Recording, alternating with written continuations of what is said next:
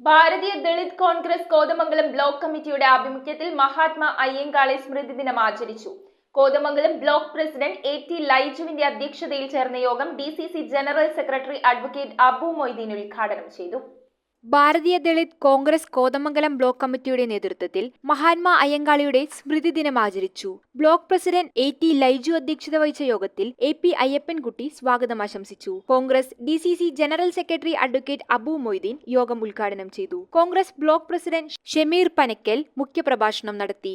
AB Abraham, Bhanumathi Raju, Eldhose Keecheri, Sathar Vattakudy, Chandralekha Sasidharan, Anoop Kasim, Basil Thannikode, James Korambel, Binoy Pulinattu, Saleem Mangalappara, Johny Marachery, Vijayan Nair, CK George എന്നിവർ ചടങ്ങിൽ പ്രസംഗിച്ചു. രാജു ഊനാപ്പാറ നന്ദി രേഖപ്പെടുത്തി.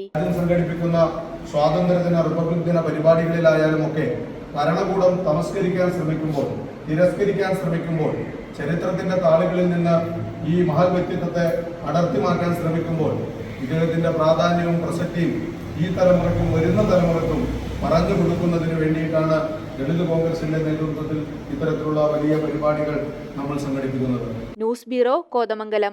സ്വപ്നങ്ങൾ യാഥാർത്ഥ്യമാക്കുവാൻ ഏറ്റവും അനുയോജ്യമായ പാത കണ്ടെത്തൂ മാർ ഏലിയാസ് കോളേജിനൊപ്പം. അണ്ടർ ഗ്രാജുവേറ്റ് മുതൽ ബിരുദാനന്തര പ്രോഗ്രാമുകൾ വരെ നിങ്ങൾക്കായി ഒരുക്കിയിരിക്കുന്നു. ഏവരെയും ഞങ്ങൾ സ്വാഗതം ചെയ്യുന്നു.